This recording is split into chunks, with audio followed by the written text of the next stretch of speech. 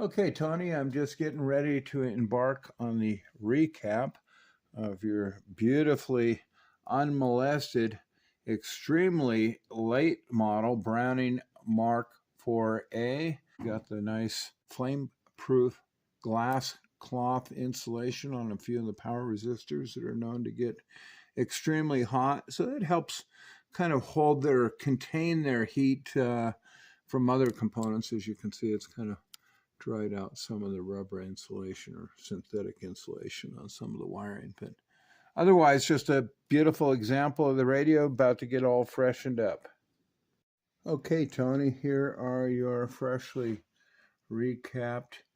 They are now SuperBirds, as you have Sylvania Gold brand tubes throughout and Gold Lion audio chain. Everything has been freshened up. All the tubes are new.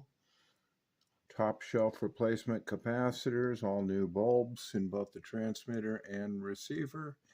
And I'm just getting ready to proceed with the precision alignment. I like to let the capacitors burn in for about 72 hours, which they have. The tubes have already been broken in, and that just makes sure that there's no settling. When I do the precision alignment, everything will be exact. And I'm also just getting ready to wire up your microphones and have a look at your 776, which I understand may not be original inside. So anyways, you're all set. Just need to warm her up and do your precision alignment, and you are good to go.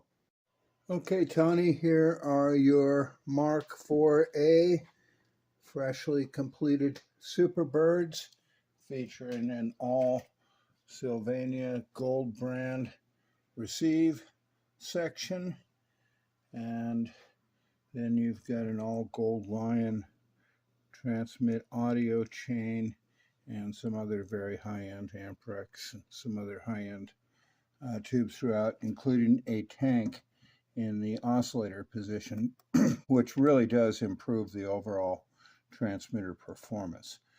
Relay, of course, has been serviced, all new capacitors, as you've seen. I've got a medium duration ping installed right now. I'll let you hear that in a moment, and I'll go ahead and show you how to adjust the bias as well. Okay, Tony, when you get your rig all hooked up, powered up, making sure all the tubes are seated, first thing you want to do is put the mode switch in one of the sidebands. I'm going to click it to lower sideband. Then I want you to make sure the meter switch is in the MA. That's the plate current position. And then go ahead and key up the radio. Once again, you're in lower sideband. I've got it going into a dummy load right now. No modulation. And we're going to, because this is in the MA mode, we're looking at the bias, the plate final output tube biasing. We want to get it centered right in this little box that says bias. So here we go. Key it up, no modulation. You can see we're low. Now there's a control, an aluminum control shaft on the back of the radio. You can turn it with your fingers. So we're going to go ahead and key it up. And there. See, now I've gone past that little black box that says bias. I'm going to try to get it right in the middle. Once again, no modulation in either one of the sideband modes with the meter switch in the MA position. Okay, your bias is good. Now, let's have a look at a few other things. I'm on sideband still. Got a 5-watt slug going into a Bird Tourmaline dummy load. You can see that easily pegs out. It actually does 12 watts. But let's go back to AM. And we can put this in just the forward position. That's just basically power out. Once again, Bird 5-watt slug going into a Bird Tourmaline dummy load. And you can see it's keying just about 3 watts.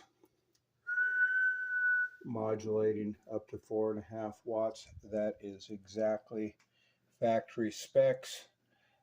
There is another adjustment on the back of the radio that requires a slot head screwdriver. You will not need to adjust that. That is a plate tuning for the final output tube. That's been pre-adjusted. All the tubes with yellow tips, which are all of them, have all had a pre-burn-in period. So they've had a chance to settle and stabilize. So anyways, Tony, you're good to go. Now I'm just going to get some on-air tests, take it off the workbench, put it over into my operating position. Like I say, you really lucked out. Your set of birds cooperated, unlike so many. I think I've got 3 or 4 sets of Mark IVs here right now, and some more in the back room, and they were not as lucky as you are. Give me a little audio. Need to tune in on you. 1, 2, 3, 4, 5, 6.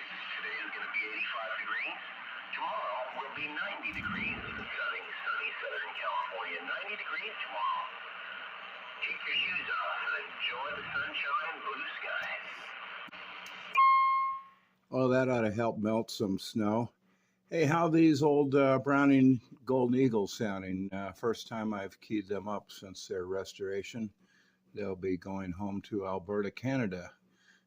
With this warm weather, I won't even bother picking up the snow shovel today. I'll let Mother Nature do my work for me. Sounds good. I thought it was a Browning when you keyed it up. I didn't know it was you, but yeah, it sounds real good. Yeah, this gentleman, Tony, these are what I call SuperBirds. He's loaded them up with the best tubes money can buy.